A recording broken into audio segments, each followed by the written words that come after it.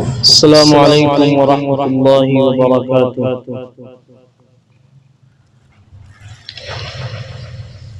گزشتہ ہفتے جو میں نے آپ سے بات کی تھی وہ کس تعلق سے بات کی تھی؟ رسول اللہ صلی اللہ علیہ وسلم کی سنتوں کے متعلق، کہ رسول اللہ صلی اللہ علیہ وسلم کی روز مرہ کی سنتیں کیا ہیں، اس تعلق سے آپ لوگوں سے بات کی گئی۔ بتایا تھا کہ راستہ چلتے وقت نگاہوں کو پست رکھنا، یعنی نگاہوں کو نیچے رکھنا، اور رات کو جب سونے جائیں یا سونے کا ارادہ کریں تو اپنی لائٹ آف کر دینا، جو بلب ہے اس کا سوئچ آف کر دینا، اور کیا ہے سلام کرنا۔ اس طرح کی چیزیں میں نے آپ کو بتائی تھی۔ تو آج ہم بات کریں گے کس کے تعلق پر؟ آج ہم بات کریں گے قرآن کریم کے متعلق۔ قرآن کیا چیز ہے؟ قرآن یہ اللہ کی کتاب ہے، اللہ کی اتاری ہوئی کتاب ہے، آسمانی کتاب ہے۔ اور یہ کس نبی پر نازل ہوئی معلوم ہے آپ کو؟ ہمارے نبی حضرت محمد صلی اللہ علیہ وسلم پر نازل ہوئی، اور یہ کتاب ایک دن میں یا ایک ہفتے میں یا ایک مہینے میں یا ایک سال میں نہیں اتری، بلکہ کیا ہے تھوڑی تھوڑی، دھیرے دھیرے، رفتہ رفتہ ایک لمبے زمانے میں پوری کتاب مکمل ہوئی۔ ٹھیک ہے؟ اور اس کا کتنا زمانہ ہے؟ 23 سال۔ کتنے؟ یہ کتنا ہوتا ہے؟ انگلش میں کیا کہتے ہیں اسے؟ 23 کو کیا کہتے ہیں؟ ہاں، کتنے ایئرز میں نازل ہوئی؟ بولو 23 ایئرز میں کمپلیٹ ہوئی۔ کیا؟ قرآن کریم۔ یعنی کبھی اللہ تعالیٰ نے ایک سورت اتار دی، کبھی ایک آیت اتار دی، کبھی تھوڑا سا حصہ بھیج دیا۔ اور یہ کون لاتا تھا؟ حضرت جبریل علیہ السلام لاتے تھے۔ سمجھ میں آیا؟ وہ پڑھ کر کے آپ کو سناتے تھے۔ کس کو؟ حضرت محمد صلی اللہ علیہ وسلم کو پڑھ کر سناتے تھے۔ تو یہ قرآن اللہ کی اتاری ہوئی کتاب ہے، اور ہمارے نبی حضرت محمد صلی اللہ علیہ وسلم پر نازل ہوئی ہے تھوڑے تھوڑے عرصے کے بعد، اور ایک لمبے زمانے تک یہ کتاب اترتی رہی۔ سمجھ میں آیا؟ تو رسول اللہ صلی اللہ علیہ وسلم سے اللہ تبارک و تعالی جو باتیں کرتا تھا وہی یہ قرآن ہے۔ سمجھے؟ قرآن میں جو باتیں لکھی ہوئی ہیں وہ اللہ کی کیا ہے؟ اللہ کا کلام ہے، اللہ کا ٹاک ہے۔ ٹاک جانتے ہیں؟ بات کرنا۔ سمجھ میں آیا؟ تو قرآن کریم یہ ایسی کتاب ہے جو ہمارے لیے زندگی گزارنے کا ایک آسان کیا ہے؟ ہاں، سلیبس ہے۔ سمجھے؟ ایک آسان چیز ہے کہ ہم قرآن کو پڑھیں، اس کا مطالعہ کریں، اس کی اسٹڈی کریں، اور پھر اس کو اپنی زندگی میں لائیں اور اس پر عمل کریں۔ کیونکہ قرآن ایک ایسی کتاب ہے کہ اگر ہم اس قرآن کو اپنے لیے زندگی کا عمل اور زندگی کے لیے اپنا معمول بنا لیں تو پھر ہمیں کسی اور کتاب کی ضرورت نہیں رہتی۔ اور یہ اتنی مبارک کتاب ہے کہ اس کے بڑی کوئی کتاب ہے ہی نہیں۔ سب سے بڑی کتاب کون سی ہے؟ سب سے مبارک اور برکت والی کتاب اور ہدایت والی کتاب کیا ہے؟ وہ قرآن۔ سمجھے؟ تو اس لیے ہمیں قرآن کو اچھی طرح پڑھنا چاہیے۔ کیسے پڑھنا چاہیے؟ اچھی طرح۔ تو ہر چیز کا ایک ادب اور احترام ہوتا ہے، تو قرآن کا بھی ادب اور احترام یہ ہے کہ اسے بغیر وضو کے نہ چھوئیں۔ سمجھے؟ جب بھی قرآن پڑھنے کا ارادہ کریں تو کیا کریں؟ پہلے وضو کر لیں، سمجھے؟ جیسے نماز پڑھنے کے لیے وضو کرتے ہیں، ایسے ہی ہمیں قرآن پڑھنے کے لیے بھی کیا کرنا چاہیے؟ وضو کرنا چاہیے۔ تو بغیر وضو کے قرآن کو نہیں چھونا چاہیے، اور قرآن کا ادب کرنا چاہیے۔ قرآن کے اوپر کوئی چیز ہمیشہ نہ رکھیں، سمجھے؟ ہرگز نہ رکھیں۔ قرآن کے نیچے رکھ دیں، اس کے اوپر قرآن رکھ دیں، لیکن قرآن کے اوپر کوئی چیز نہ رکھیں، سمجھے؟ اور قرآن کو نیچے نہ رکھیں، اپنے سے اوپر رکھیں، سمجھے؟ اور کیا ہے؟ قرآن جب ہم قرآن کی کیا کریں؟ پڑھنے کا ارادہ کریں تو ہمیں وضو کریں، اور پھر جب ہم قرآن پڑھنا اسٹارٹ کریں تو ہمیں کیا کرنا ہے؟ اعوذ باللہ من الشیطان الرجیم، سمجھے؟ کہ اللہ تعالیٰ نے حکم دیا ہے کہ جب تم قرآن پڑھو تو فاستعذ باللہ، یعنی اللہ سے پناہ چاہو۔ اعوذ باللہ من الشیطان الرجیم، تو اعوذ باللہ من الشیطان الرجیم سے ہمیں قرآن کریم کو اسٹارٹ کرنا ہے۔ اور جیسے قرآن پڑھتے پڑھتے ہم لوگ باتیں کرنے لگتے ہیں، اور پھر ہم دوبارہ اسٹارٹ کرنا چاہیں تو پھر بھی ہمیں اعوذ باللہ من الشیطان الرجیم پڑھنا ہے، سمجھے؟ جیسے ہم قرآن پڑھ رہے ہیں، بیچ میں بات کرنے لگیں ایک دوسرے سے، تو پھر جب ہم دوبارہ پڑھیں گے، دوبارہ شروع کریں گے، تو پھر ہمیں کیا کرنا ہے؟ پھر سے اعوذ باللہ پڑھنا ہے، سمجھ میں آیا؟ اور قرآن کو اچھی آواز میں پڑھنا چاہیے۔ کیا کرنا چاہیے؟ اچھی آواز میں، بھونڈی آواز میں نہیں پڑھنا چاہیے۔ اور قرآن کے مخرج، اس کے الفاظ، اس کی ادائیگی ہمیں صحیح سے کرنی چاہیے۔ یہ نہیں کہ بس یعلم تعلم پڑھا اور ہمارا قرآن کمپلیٹ ہو گیا، ایسا نہیں، بلکہ قرآن پڑھو، چاہے ایک سپارہ پڑھو، لیکن وہ ایک سپارہ کیسا ہونا چاہیے؟ اچھا ہونا چاہیے، سمجھے؟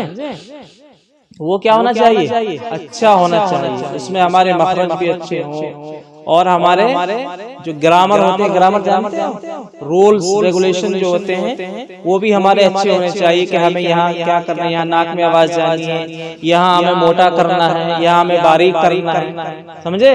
یہاں اللہ کا نام موٹا ہوگا، یہاں باریک ہوگا، یہاں را موٹی ہوگی، یہاں باریک ہوگی۔ تو اس طرح سے قرآن کو پڑھنا چاہیے، اور اچھی آواز میں پڑھنا چاہیے، کیونکہ ہم جتنا اچھا قرآن پڑھیں گے اتنا ہی قرآن ہمارے لیے کیا بنے گا؟ ثواب کا ذریعہ بنے گا، سمجھے؟ اللہ تعالیٰ جب اپنے سامنے بلائیں گے تو یہ قرآن ہماری کیا کرے گا؟ سفارش کرے گا۔ سفارش جانتے ہیں؟ سمجھے؟ یہ قرآن کہے گا کہ اللہ، یہ بچے مجھے بہت اچھے طریقے سے پڑھتے تھے، بہت اچھی آواز میں پڑھتے تھے، لہذا تو آج ان کو بخش دے، اور کہاں پہنچا دے؟ جنت میں پہنچا دے۔ سمجھ میں آیا؟ تو یہ قرآن کیا بنے گا؟ اور جو ہے جب ہماری موت آ جائے گی تو یہ قرآن ہماری جو ہے کہاں جائے گا؟ ہمارے ساتھ ساتھ جائے گا، قرآن ہمارے ساتھ ساتھ جائے گا، اور اللہ تعالیٰ سے ہماری سفارش کرے گا، سمجھے؟ کیا کرے گا؟ سفارش کرے گا۔ تو اس لیے قرآن کو دل سے پڑھو، شوق سے پڑھو، اور اچھی آواز بنا کے پڑھو، سمجھ میں آیا؟ اور جب آپ سے پڑھنا آ جائے تو پھر اس کے میننگ بھی آپ کو پڑھنی، سیکھنی، سمجھے؟ ابھی تو آپ کیا پڑھ رہے ہیں؟ صرف ورڈ ٹو ورڈ قرآن پڑھ رہے ہیں، ورڈنگ پڑھ رہے ہیں نا قرآن کی، لیکن جب آپ سے پڑھنا آ جائے گا، اچھی طرح قرآن پڑھنے لگیں گے آپ لوگ، تو پھر آپ کو کیا کرنا ہے؟ قرآن کا ٹرانسلیشن، اس کی میننگ، اور اس کو ایکسپلین کیسے کیا جاتا ہے، کیا کہ اس آیت میں اللہ تعالیٰ نے کیا فرمایا ہے، اس آیت میں کیا فرمایا ہے، اس رکوع میں کیا فرمایا ہے، سمجھ میں آیا؟ جیسے سورہ اخلاص ہے، کیا ہے سورہ اخلاص؟ اس میں کیا ہے؟ قل هو اللہ احد، تو اس میں کیا ہے؟ اس کی میننگ کیا ہے؟ اللہ تعالیٰ کس سے کہہ رہا ہے؟ اپنے نبی سے کہہ رہا ہے، اے نبی، اے محمد، کہہ دیجئے، کس سے؟ لوگوں سے کہہ دیجئے کہ اللہ ایک ہے. احد کسے کہتے ہیں؟ ایک. اے نبی آپ کہہ دیجئے کہ اللہ ایک. اللہ الصمد، اللہ کیا ہے؟ بے نیاز ہے. اللہ کسی کا محتاج نہیں. اللہ کسی کے لیے رکا نہیں رہتا ہے. اسے جو کرنا ہے وہ کسی سے پوچھتا نہیں، سمجھے؟ کسی سے مشورہ نہیں کرتا، بلکہ وہ خود اکیلا کیا ہے؟ بے نیاز ہے. وہ جو چاہتا ہے کرتا ہے. لم یلد ولم یولد، نہ تو اس نے کسی کو پیدا کیا ہے اپنے پیٹ سے اور نہ وہ کسی کے پیٹ سے پیدا ہوا. جیسے انسان پیدا ہوتے ہیں کس سے پیدا ہوتے ہیں؟ ماں کے پیٹ سے ہوتے. ارے ہم لوگ کس سے پیدا ہوئے؟ ماں کے پیٹ سے. تو اللہ تعالیٰ کسی کے پیٹ سے پیدا نہیں ہوا ہے، نہ اس کو کسی نے پیدا کیا ہے نہ وہ کسی سے پیدا ہوا ہے. لم یلد ولم یولد ولم یکن لہ کفوا احد، اور نہیں اس کا کوئی ساتھی، نہ اس کا کوئی دوست ہے، نہ اس کا کوئی پڑوسی ہے، نہ اس کے جیسا کوئی ہے. وہ صرف اکیلا ہے. سمجھ میں آیا؟ تو جب ہم سے قرآن پڑھنا آ جائے گا تو پھر ہم اس کی میننگ اور اس کا مطلب سمجھنے لگے. سمجھ میں آیا؟ تو جیسے ہم قرآن پڑھنا سیکھ رہے ہیں پھر جو ہے اس کی میننگ پڑھنا سیکھیں گے. تو اس لیے قرآن کیا ہے؟ اللہ کی کتاب، اللہ کی مبارک کتاب. اس قرآن کے اندر پہلے نبی گزرے ہیں نا، ان سب کے واقعات ہیں. جیسے ابراہیم علیہ السلام کا واقعہ ہے، اسماعیل علیہ السلام کا واقعہ ہے کہ ان کو ان کے ابا کہاں لے گئے؟ ایک جنگل میں لے گئے، پھر انہیں ذبح کرنے لگے. پھر جنت سے ایک مینڈا آیا، سمجھے؟ پھر اللہ نے حکم دیا کہ اسے ذبح کرو. آیا نہیں؟ بقرعید جو مناتے ہیں وہ اسی لیے تو مناتے ہیں. تو اس کا واقعہ کہاں آیا ہے؟ قرآن میں آیا ہے. اور یوسف علیہ السلام کا واقعہ سنا؟ حضرت یوسف علیہ السلام کتنے بھائی تھے؟ 11 بھائی تھے. یوسف علیہ السلام بہت خوبصورت تھے. ان کے بھائی ان سے کیا کرتے تھے؟ جلتے تھے، حسد رکھتے تھے. تو ایک دن کیا ہے، وہ اپنے ابا سے پہلا پھسلا کر انہیں کہاں لے گئے؟ جنگل میں لے گئے کہ ابا ہم گھومنے جا رہے ہیں، سیر تفریح کرنے جا رہے ہیں. لیکن انہوں نے پلان بنایا ہوا تھا کہ یوسف کو آج کسی کنویں میں ڈال کے آئیں گے، سمجھے؟ تو وہ اپنے ابا سے انہیں لے گئے، جنگل لے گئے اور انہیں کہاں ڈال دیا؟ ایک کنویں میں ڈال دیا. اور جب واپس آئے تو ابا سے کہہ دیا کہ آج تو یوسف کو بھیڑیا کھا گئے. اور اپنے کپڑوں پہ خون لگا کے، ڈپلیکیٹ خون لگا کے آ گئے اور دکھا دیا کہ دیکھو ہمارے کپڑے بھی خون میں ہو گئے اور یوسف کو کون کھا گیا؟ بھیڑیا کھا گیا. لیکن بھیڑیا نہیں کھایا تھا، بلکہ انہوں نے کہاں ڈال دیا؟ سنا ہے کسی نے بات؟ ہاں، انہوں نے کہاں ڈال دیا؟ کنویں میں ڈال دیا. تو پہلے زمانے میں لوگ جو ہے پیدل سفر کرتے تھے نا، پیدل جاتے تھے. تو ایسی 10-20 لوگ آ رہے تھے، انہیں پانی کی ضرورت پڑی، پیاس لگی تو انہوں نے دیکھا کنویں میں جھانک کر کے اتنا خوبصورت نوجوان کنویں میں پڑا ہوا. انہوں نے نکالا اور وہ اپنے ساتھ لے گئے. تو یہ اس طرح کے واقعات کیا ہیں؟ کہاں ہیں؟ قرآن میں. موسیٰ علیہ السلام کا واقعہ سنا؟ موسیٰ اور فرعون سنا ہے کہ موسیٰ علیہ السلام کے پیچھے کون پڑا؟ فرعون کیا تھا؟ ایک بادشاہ تھا پہلے زمانے میں، اور وہ ایسا بادشاہ تھا، وہ کہتا تھا لوگوں سے کہ میں ہی خدا ہوں. کون؟ میں ہی خدا ہوں، میں جو چاہوں وہ کر سکتا ہوں، میں تمہیں مار بھی سکتا ہوں، سمجھے؟ میں تمہیں نہیں بھی مار سکتا. تو وہ لوگوں سے کہتا ہے کہ تم مجھے خدا مانو. لیکن موسیٰ علیہ السلام نے انکار کر دیا کہ میرا خدا تو کون ہے؟ اللہ ہے. فرعون میرا خدا نہیں ہے. تو فرعون جو ہے حضرت موسیٰ علیہ السلام کے پیچھے اپنا لشکر لے کر، اپنی فوج لے کر کے چلا، اور موسیٰ علیہ السلام بھی چلے. تو ایک دریا ہے، پانی کا دریا ہوتا نہیں. تو اللہ تعالیٰ نے حکم دیا موسیٰ علیہ السلام، اے موسیٰ تو اسے پار کر دے. تو اللہ تعالیٰ نے پانی میں راستہ بنا دیا. کس کے لیے؟ موسیٰ علیہ السلام کے لیے. موسیٰ علیہ السلام کون تھے؟ نبی تھے. اور جب فرعون کا نمبر آیا تو اللہ نے وہ راستہ ملا دیا، پھر پانی بن گیا. تو کون ڈوبا؟ موسیٰ علیہ السلام تو نکل گئے، کیونکہ اللہ نے اس میں سے راستہ بنا دیا تھا. اور کون پھنسا اس میں؟ کون ڈوبا؟ فرعون اور اس کا لشکر، اس کی فوج پانی میں کیا ہو گئی؟ ڈوب گئی۔ سنا ہے فرعون کی لاش آج بھی رکھی ہوئی ہے، سمجھ میں آیا؟ یوٹیوب پہ سرچ کریں گے آپ موسیٰ اور فرعون کا قصہ تو فوراً آئے گا، وہ سنیے گا، پھر پتہ چلے گا آپ کو کون تھا موسیٰ اور کون تھا فرعون۔ تو موسیٰ علیہ السلام کون تھے؟ اللہ کے نبی تھے، اور فرعون کون تھا؟ ایک بادشاہ تھا۔ کیسا بادشاہ تھا؟ جو اللہ کو نہیں مانتا تھا، مردود بادشاہ جو اللہ کو نہیں مانتا تھا۔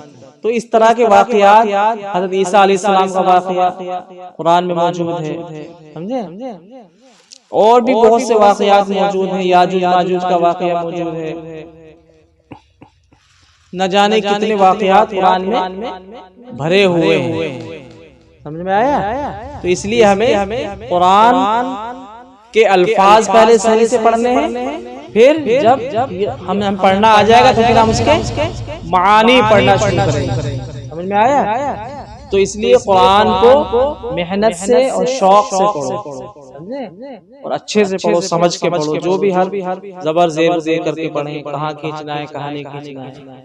تو یہی اس طرح اگر پڑھیں گے تو پھر آپ کا دل بھی لگے گا اور اچھا پڑھیں گے آپ قرآن، سمجھے؟ اور پھر جب آپ سے پڑھنا آ جائے گا تو پھر کیا ہے؟ پھر اس کے الفاظ کی جو میننگ ہے وہ آپ سمجھنے لگے، سمجھ میں آیا؟